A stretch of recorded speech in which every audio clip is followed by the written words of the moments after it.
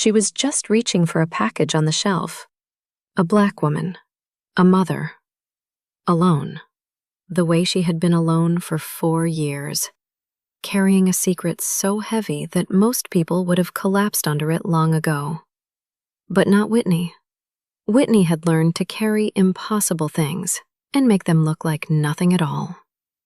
Her twins were running ahead of her through the aisle, laughing, pointing, alive in the way that only children who are deeply loved can be alive. And then her son turned around and spoke. Perfect Korean. Flawless. The kind that takes years to learn, or a lifetime to inherit. And from the other side of that aisle, a man in a black suit went completely still. Not just any man. A Korean Mafia boss. Powerful enough to make entire cities move according to his will. Cold enough that the men around him had stopped expecting him to feel anything at all. A man with a dragon tattooed up his neck and a ruby ring on his finger, and an empire built on secrets far darker than the one standing 12 feet away from him in a grocery store in Atlanta, holding 2 children that looked exactly like him. He said her name. 1 word. Quiet. The way you say something you have been trying to forget for 4 years, and suddenly cannot. And Whitney, the woman who had built an entire life around keeping this moment from ever happening, turned around. Because some secrets do not wait for the right time. Some secrets choose their own moment. And what happened next, in that cafe, in that park, in that parking lot where 2 people faced the full weight of everything they had never said, changed all 4 of them forever. Before starting the story, comment down below where you were watching from and what time it is there. If stories of karma, love, and hidden truths move you, leave a like, be sure to subscribe to the channel, and click Join to become a member and help our channel. There is a particular kind of silence that only a mother knows. Not the silence of an empty room, or the silence that follows an argument, or even the silence of a night that has gone on too long. This is a different silence entirely. It lives somewhere between the chest and the throat, and it has a weight to it. The weight of everything you have decided not to say, stacked year after year, layer after layer, until it becomes so familiar that you almost stop feeling it press against you. Whitney Elaine Carter knew that silence the way she knew her own name. She had been living inside it for 4 years, 2 months, and 11 days. Not that she counted. She had stopped counting around the time Kai and Mila learned to walk, because that was the moment the future became louder than the past, and she made a decision. Quietly, without ceremony, the way she made most of her important decisions, to focus only on what was in front of her. 2 children, 1 apartment, 1 job that paid the bills if she was careful, and a silence that she carried with her everywhere, tucked behind a smile that most people in her life mistook for contentment. She was not content. She was surviving, and for a long time, that had been enough. It was a Saturday in October when the silence broke. The kind of October morning that Atlanta does better than almost anywhere else. The light coming in at an angle that makes everything look slightly golden, slightly softer than it actually is. Like the city is trying to apologize for the summer it just put you through. Whitney had woken up early, dressed the twins in matching rust-colored sweaters that she had found on sale 3 weeks ago, and saved specifically for a day like this, and had driven to the Asian market on Buford Highway that she had been coming to since before they were born. She knew this store the way she knew very few places, completely, instinctively, without needing to think. She knew which aisle had the best gochugaru, which refrigerated section carried the rice cakes that Kai preferred over the others. which corner of the store smelled like dried seaweed, and something else underneath it.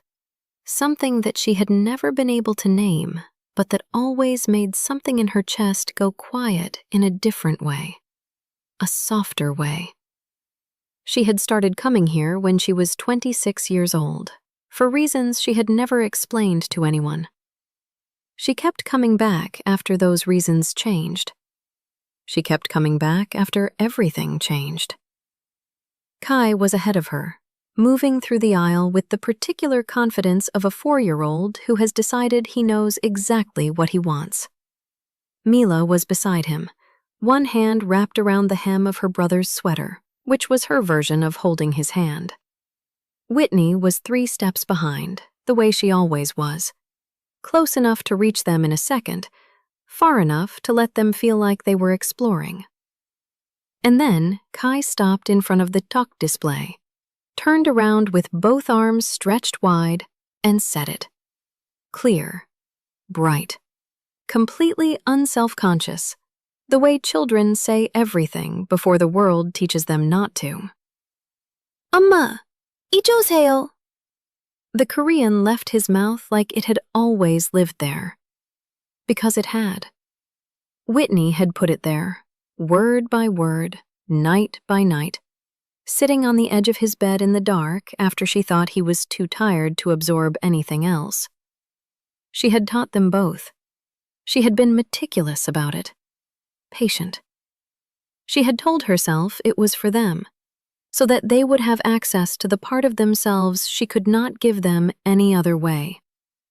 She had never let herself think too carefully about what would happen if someone who understood that language was standing close enough to hear it. She reached for the package of thok, and from the other side of the aisle, someone went completely still.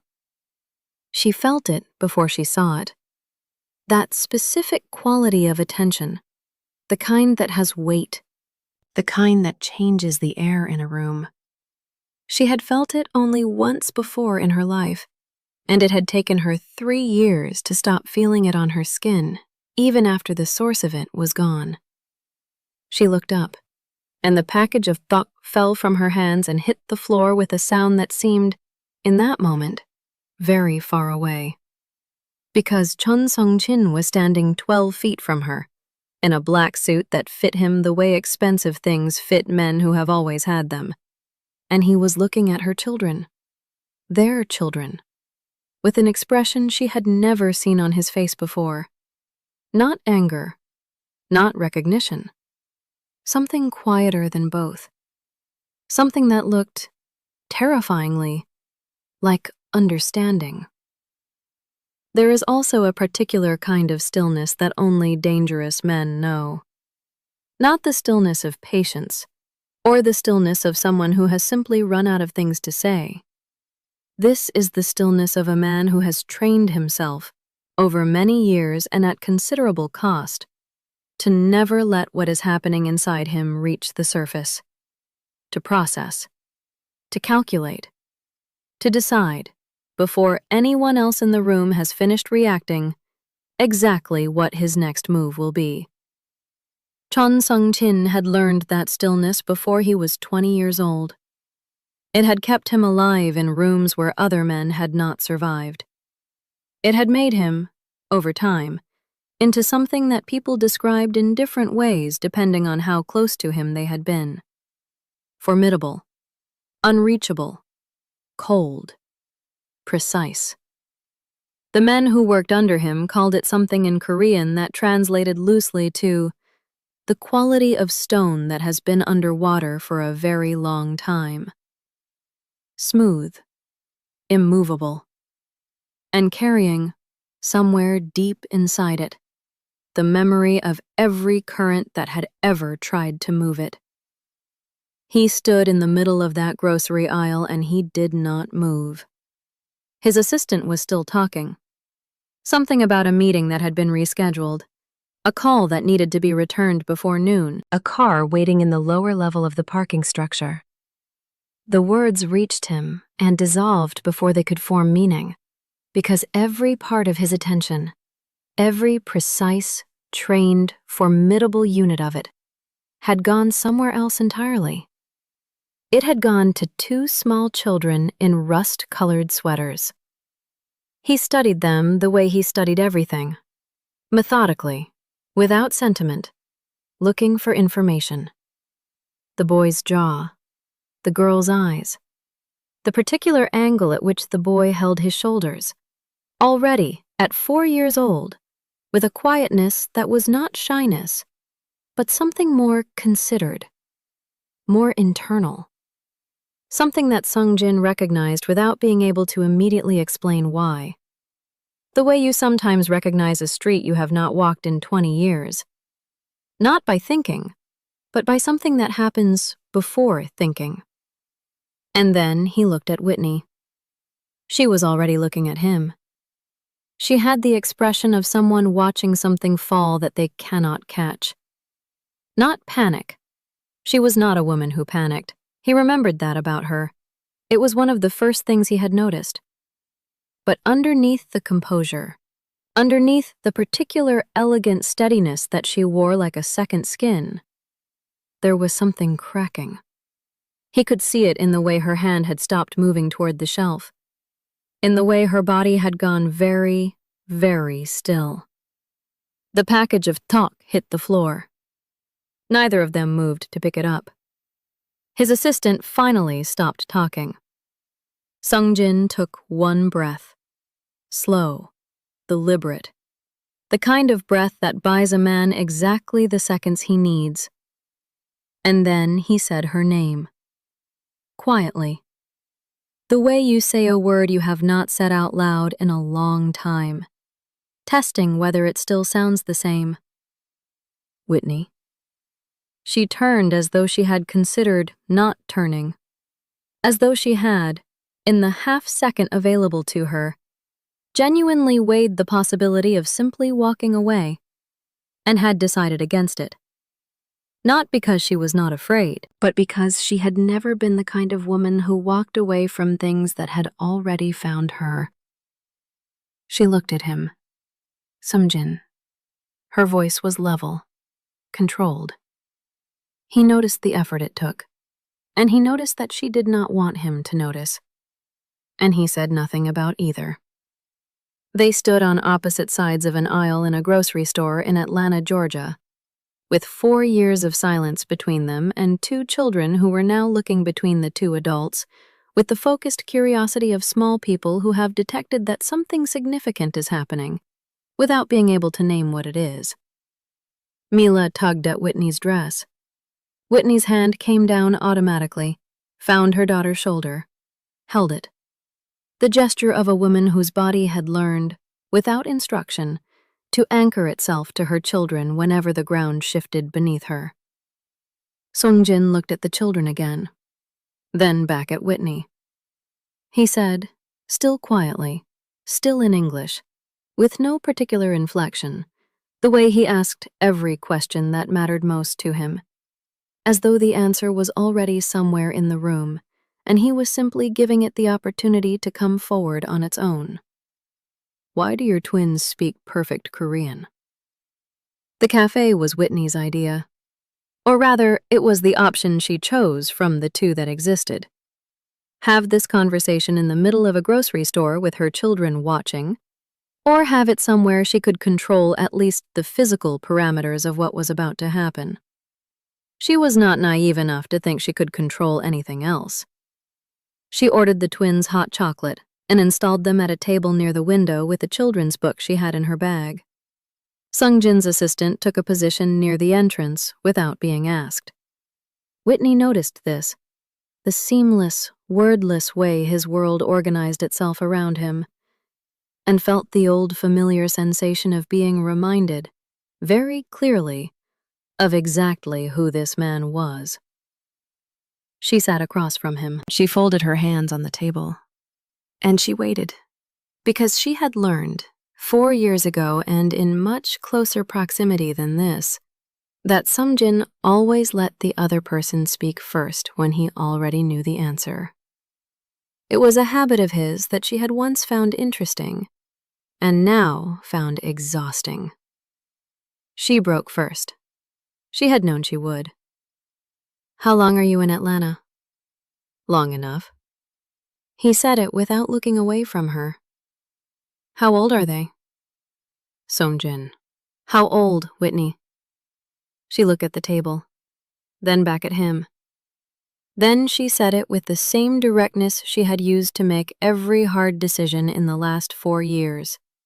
Cleanly, without softening it, because softening things had never made them hurt less. 4. He did not react. He simply continued looking at her, and she watched him do the arithmetic that anyone would do, that she had known from the moment she saw him across that aisle that he would eventually do. And she watched the moment it completed itself behind his eyes. Not surprise.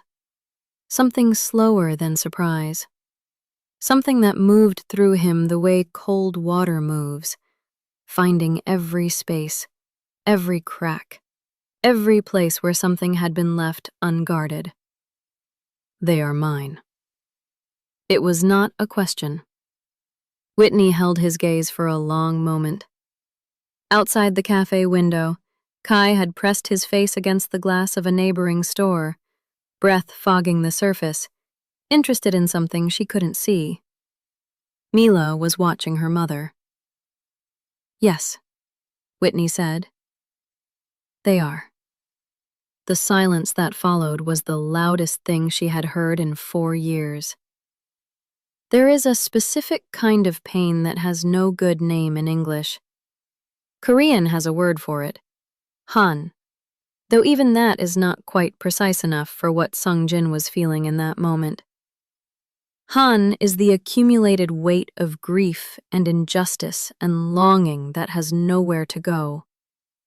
It is not rage, though rage can live inside it.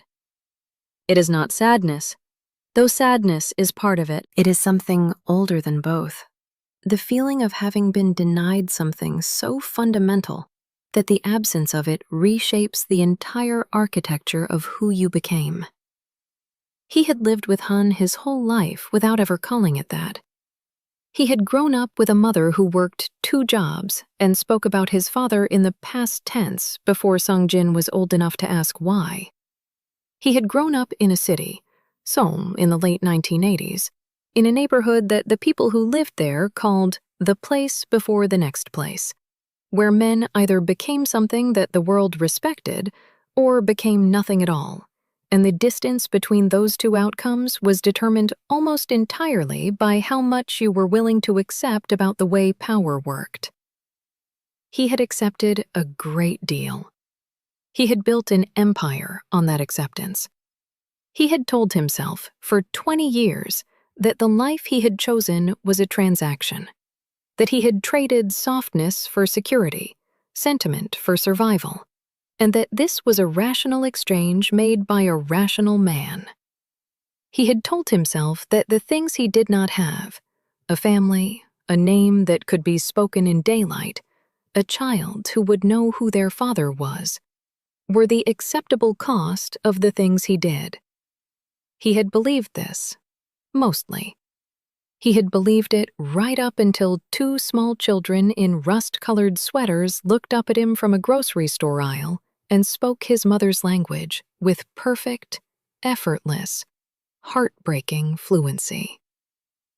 He sat across from Whitney now, and he looked at her, and for the first time in longer than he could clearly remember, he did not know what his next move was.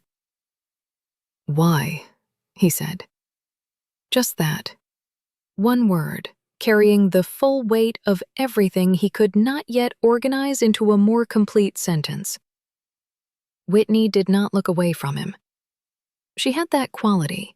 He had noticed it years ago, in a different city, in a different life, of meeting difficult things directly.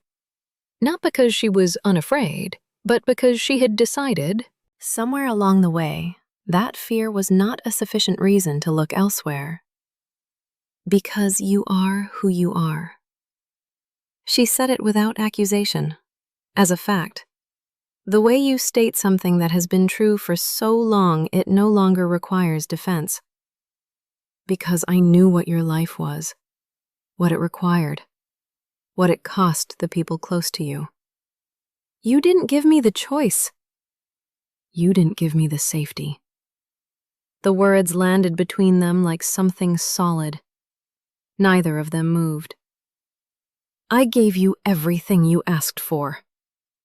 His voice was low, controlled, but something underneath it had shifted slightly, the way the surface of deep water shifts when something moves far below.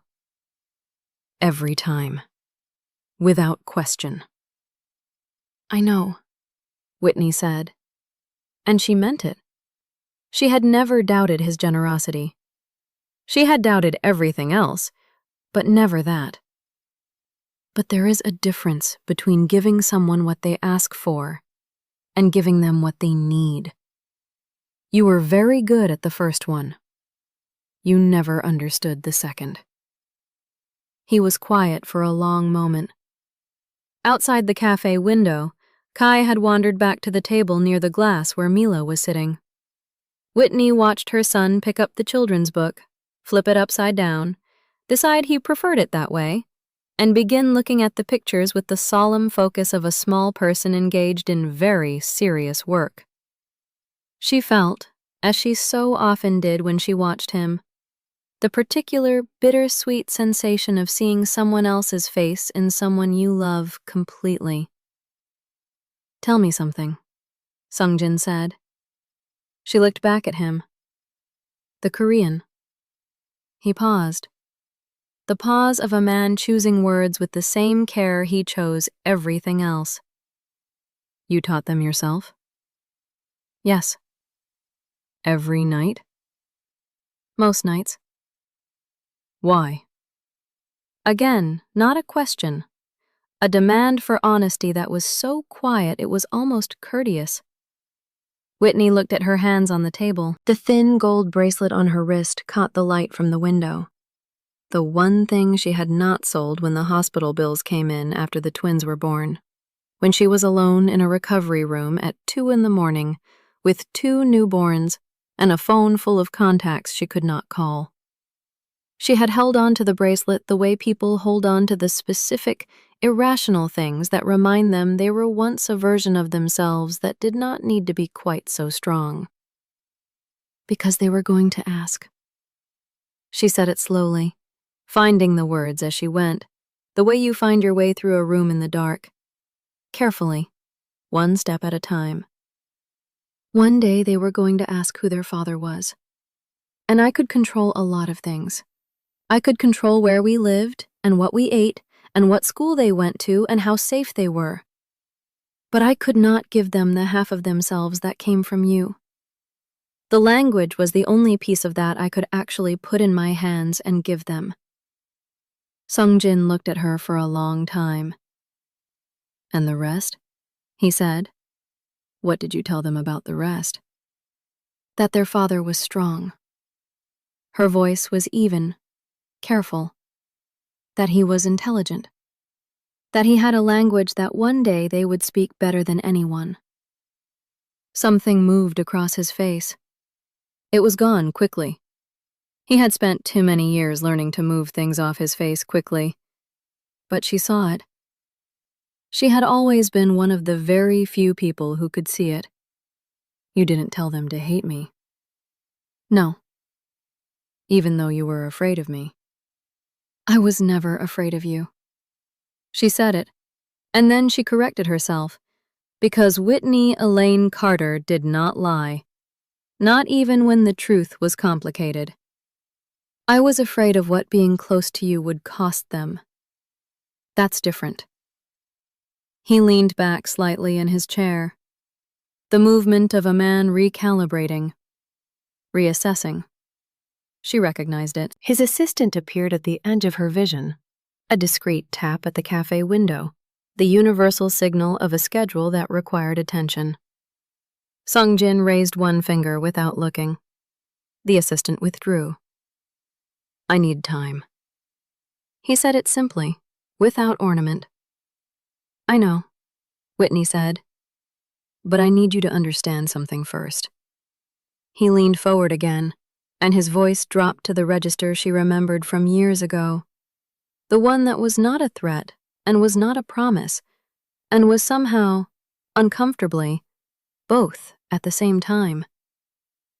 "I have never been good at leaving behind what belongs to me." Whitney held his gaze. She did not tell him that they did not belong to him. She did not tell him that 4 years of absence was its own kind of forfeiture. She did not say any of the reasonable, defensible things that rose up inside her, because something in the way he was looking at her told her that he already knew all of them, and that he was not claiming ownership. He was stating a fact about himself. Honestly. Perhaps more honestly than he had spoken to anyone in a very long time. She picked up her coffee cup, set it down without drinking. "Then I need you to understand something too." She said it quietly, and her voice carried the full, unmistakable weight of 4 years of doing everything alone. "If you come into their lives, you do not get to leave. Not ever. Not for business, not for fear, not for anything that your world asks of you. Because they will love you. I already know they will love you. I can see it starting. And Kai has only known you existed for 40 minutes. And I will not watch 2 children grieve a father who chose to disappear." The cafe was quiet around them. Somewhere near the window, Mila laughed at something her brother did with the book. Sungjin turned toward the sound. Just for a moment. Just long enough for Whitney to see, clearly and without any possible misreading, what was happening to him. He turned back, and when he looked at her again, something in his face was different. Not softer exactly, but changed in a way that softness doesn't quite cover. The way stone looks different after the water has been inside it long enough. "I know," he said. And for the first time since the package of tuk had hit the floor, Whitney believed him. There is a moment in the life of every secret when it stops being something you carry and becomes something that carries you. Whitney had reached that moment somewhere around the time Kai started asking why other children at his preschool had fathers who picked them up at the door, and why their father never came. She had answered carefully, the way she answered everything, with just enough truth to satisfy a 4-year-old's understanding of the world, and just enough omission to protect him from the parts of the truth that a 4-year-old had no framework to hold. She had said that their father lived very far away, that he was someone important, that one day, when the time was right, they would understand more. She had not known, when she said it, that the time would arrive on a Saturday in October in the middle of an Asian grocery store on Buford Highway, delivered not by any decision she made, but by her son's clear, bright, perfectly accented Korean carrying across a grocery aisle to the one man on earth it should never have reached. The park was Sungjin's suggestion. She had expected him to propose somewhere private, a hotel suite, a rented conference room, somewhere that reflected the careful, controlled way he managed every significant encounter in his life. Instead, he had said, quietly, that the children should be somewhere they could move, somewhere open. She had looked at him for a moment before agreeing, and she had thought, not for the first time that day, that he continued to surprise her in the specific ways she had least prepared for. He arrived at the park alone. No assistant, no car idling at the curb with a suited figure inside it. No visible perimeter of the kind she knew, from those years ago, that he usually maintained without thinking about it. The way people who have lived inside danger long enough stop seeing the precautions they take as precautions, and simply experience them as the natural shape of a day. He was wearing dark trousers and a simple black shirt. The eau de marque piguet was still on his wrist, Some things, she supposed, were not so easily set aside. The ruby ring was on his finger. The tattoo climbed his neck in the afternoon light with the same unhurried authority it had always had. But he had come alone.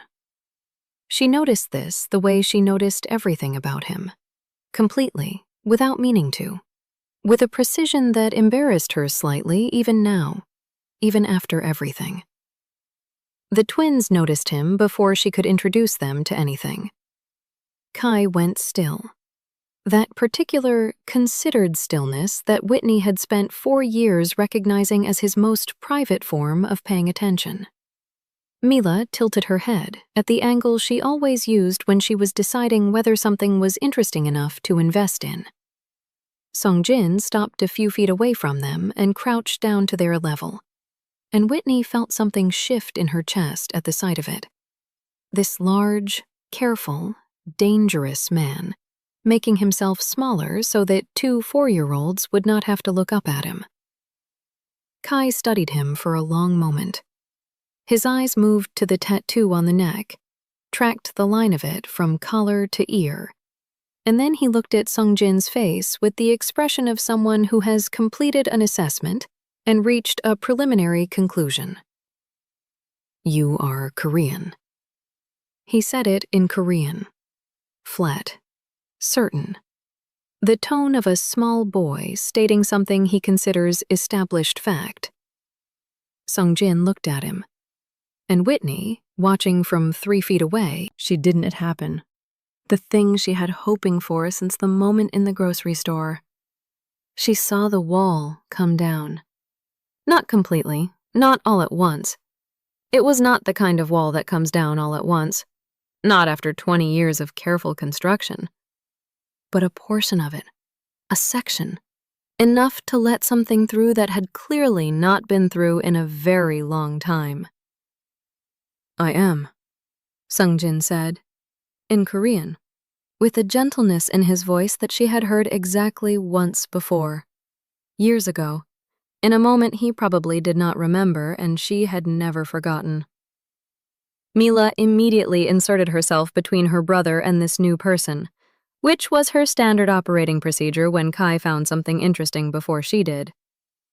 "Our mama speaks Korean too," she announced, in Korean, with the pride of someone presenting credentials. "She taught us. We are the best in our class." "You are the only ones in your class," Kai said, without looking away from Songjin. "That is not the point, Kai." Songjin looked up at Whitney over the tops of their heads, and she saw it again, that expression, the one she had no precise word for, the one that sat somewhere between hun and wonder and the specific, devastating recognition of something arriving too late and exactly on time simultaneously. She looked away first. They stayed in the park for 2 hours. Songjin pushed the swing. He lost at rock, paper, scissors to Mila 3 consecutive times, and Whitney noted with quiet, painful clarity that he let her win every single round, and did it well enough that Mila had absolutely no idea, which told her something about him that no amount of information about his professional life ever had. Kai sat beside him on a bench near the fountain and asked him, with complete seriousness, whether the dragon on his neck was real. Songjin considered this question with the gravity it apparently deserved. "It was put there by someone who believed it would protect me," he said. "Did it?" Kai asked. A pause. "So far." Kai nodded slowly, the nod of a small person filing information away for future reference. Then he asked whether dragons in Korea were different from dragons in books, and Songjin spent the next 20 minutes explaining, in careful and surprisingly detailed Korean, the distinction between the imugi and the yong and the miru, and what each of them meant, and why the dragon on his neck was specifically a yong, which was the kind associated with water and wisdom, and the deep places where important things were kept. Whitney sat on a bench nearby and listened to her son receive, without knowing it, the first thing his father had ever given him directly. She did not cry. She was not a woman who cried easily, and she had used up most of what she had in the first year of the twins' lives, alone in an apartment that was too quiet after they went to sleep. But she felt something moving through her that had no clean name, something that was grief and relief and love and regret, all pressed together into a single sensation that she simply sat inside and let exist. When the twins fell asleep in the back of her car in the late afternoon, Sung-jin stood with her in the parking lot. The light had changed. Atlanta in October does that.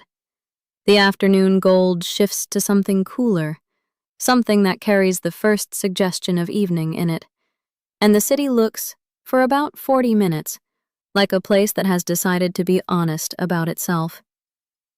"You are going to want legal recognition," Whitney said.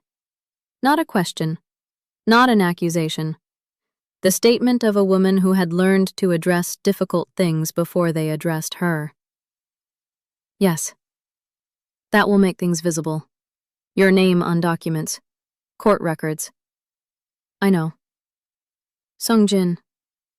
She turned to look at him directly, and her voice carried the full, unvarnished weight of everything she needed him to understand. "If you come into their lives, you cannot leave. I told you this before, and I need you to hear it again, completely. They will love you. Kai already trusts you, and he has known you for 2 hours, which terrifies me and does not surprise me at all, because he has your exact judgment about people, even if he has never met you before today. And Mila will love you so loudly that you will hear it from whatever city you are in. And I will not watch them survive losing you." He was quiet for a long moment. The parking lot was nearly empty. Somewhere in the car, Mila made a small sound in her sleep and then went quiet again. "I have been thinking," Sung-jin said, slowly, the way he said things that had cost him something to arrive at, "about what it means to build something that cannot be put in anyone else's name." Whitney waited. "Everything I have built." He paused, looked at the car where the children were sleeping. "None of it can be given to them. Not legitimately. Not in daylight. Not without..." Another pause. "Not without changing what I am." "You don't have to..."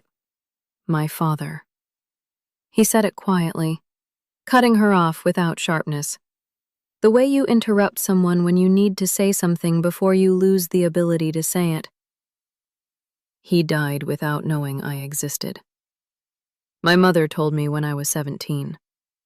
By then there was nothing to be done, and I spent a long time being angry about that. At him, at her, at the particular cruelty of information that arrives too late to be useful." He looked at her. "I understand why you did what you did, Whitney. I am not saying it was right. I am saying I understand it. And I understand that you taught them my language because you were trying to give them the part of themselves you couldn't carry for them." His voice, for the first time all day, carried something unguarded in it, something that had not been processed or controlled before it reached the surface. "That is not a small thing. That is not something a person does out of obligation." Whitney looked at him for a long time. "No," she said quietly. "It isn't." 2 weeks later, an envelope arrived at Whitney's school. No return address. Cream paper, thick and expensive, the kind that announces its own seriousness before you open it. Inside, legal documents. Clean, properly filed, elaborately thorough. Recognition of paternity.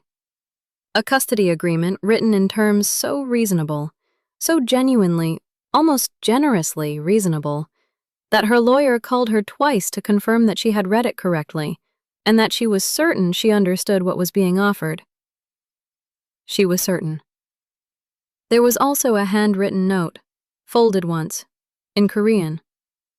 The handwriting was exact and controlled, the handwriting of someone who had learned penmanship as a discipline rather than an expression. She translated it at her desk in the empty classroom after the last student had gone home, in the same quiet way she had translated everything about him over the years. Carefully, without rushing, giving each word the space it needed. 당신이 그들에게 나의 언어를 가르쳐 주었다. 이제 나는 그들에게 나의 이름을 줄 것이다. 제대로. You taught them my language. Now I will give them my name. The right way. She folded the note, held it for a moment.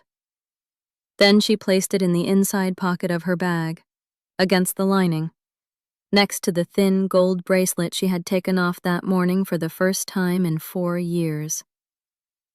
She looked out the classroom window at the late October light moving through the trees, and she allowed herself, for the first time in 4 years, 2 months, and an uncounted number of days, to put down the silence. Not because everything was resolved, not because the road ahead was clear or simple, or without the particular complications that come with 2 worlds that were never designed to coexist, but because the secret was no longer hers alone to carry, and the weight of it, that specific, familiar, exhausting weight, had shifted. Somewhere across the city, in an office on the 42nd floor of a building whose ownership traced through 4 different shell companies before it reached anything resembling a real name, Chun Sung-jin sat at a conference table and looked at the faces of the men who had defined the boundaries of his life for 20 years. The dragon climbed his neck. The ruby ring sat on his finger. The Audemars Piguet marked the seconds with the quiet precision of something that had never once considered stopping. He looked at the men. He looked at the table. He looked at the ring. And then Chun Sung-jin, Hyun, the sombrio, the untouchable, the man who had built an empire on the acceptance of what power costs, reached down, slowly, and removed the ruby ring from his finger. He set it on the table. The sound it made was very small. I am leaving. He said it in Korean, in the same tone he used for everything that had already been decided. This is not a negotiation. The room went absolutely still. And somewhere across Atlanta, without knowing why, Kai woke up from his nap, walked to the window of his room, and pressed his small hand flat against the glass. The same gesture his father had made, without thinking, at 17 years old, the night his mother finally told him the truth. Some things pass between people without anyone understanding how. Some distances are shorter than they appear, and some secrets, when they finally break open, do not destroy what was built around them.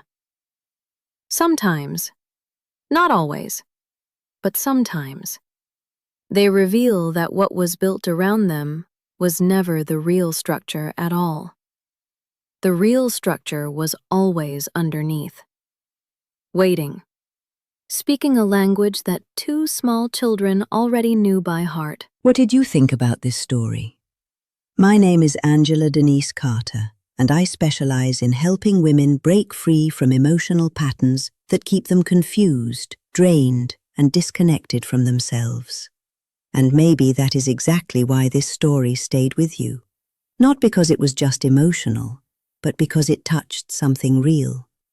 Too many women spend years trying to understand people who only bring confusion. They keep waiting for clarity. They keep giving chances. They keep making excuses for what already feels wrong. And little by little, they stop noticing how much of themselves they are giving away. If you saw yourself in that, I left something for you. Something to help you recognize the signs sooner, rebuild your emotional clarity, and stop settling for less than you deserve. You can get to it through the QR code on the screen, the link in the description, or the pinned comment. If this story moved you, stop for a moment and reflect. Have you ever made a decision out of fear? A decision that felt like protection at the time, and spent years wondering whether you chose right or simply chose safe? Have you ever carried a secret not to hide the truth, but because the truth involved someone you were not sure the world would understand you loving? And if someone you had wronged, or someone who had wronged you, showed up one day ready to change, would you be able to recognize it? Would you let them? Tell us your experiences and feelings in the comments. We read them all. And if you believe in stories about redemption, hidden love, and the courage it takes to finally put down what you have been carrying alone, leave a like, be sure to subscribe to the channel, and click join to become a part of our community and help the channel.